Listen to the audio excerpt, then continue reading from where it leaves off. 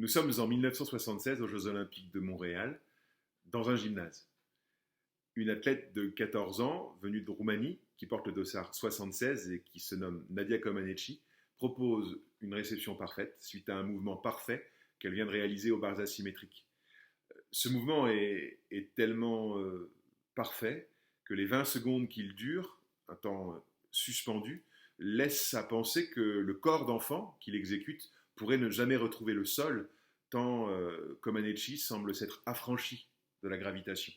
Et pourtant, donc, elle propose cette réception parfaite, elle retrouve le sol, le sport, lui, retrouve ses droits, il convient d'évaluer cette prestation, nous sommes dans le cadre d'une compétition sportive,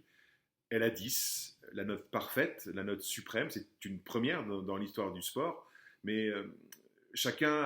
a le sentiment que ce qu'il vient de vivre dépasse le cadre du sport, que ce soit pour la dizaine de milliers de spectateurs dans le gymnase ou pour le milliard et demi de téléspectateurs qui découvrent ce mouvement à la télévision en mondovision. Chacun comprend que ce 10 est bien trop étroit pour accueillir la perfection et la pureté du mouvement qui vient d'être proposé. Chacun comprend qu'il est en train de vivre un de ces moments uniques qui font partie de ce qu'il est convenu d'appeler un imaginaire collectif, c'est-à-dire qui ont pour caractéristique de s'inscrire en chacun d'entre nous avec une intensité qui fait qu'on ne l'oublie jamais,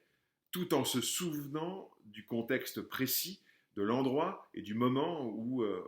on reçoit cette image qui s'imprime si durablement en nous. Certains compareront l'émotion ressentie après le mouvement de Comaneci au retour de Armstrong sur la Terre, après qu'il a posé le premier pas humain sur la Lune, et qu'il s'agisse finalement d'un militaire de la NASA ou d'une gamine venue de Roumanie, on comprend que quand il est question pour un humain de s'affranchir de la gravitation, quand il revient sur Terre, il n'est plus tout à fait un terrien comme les autres.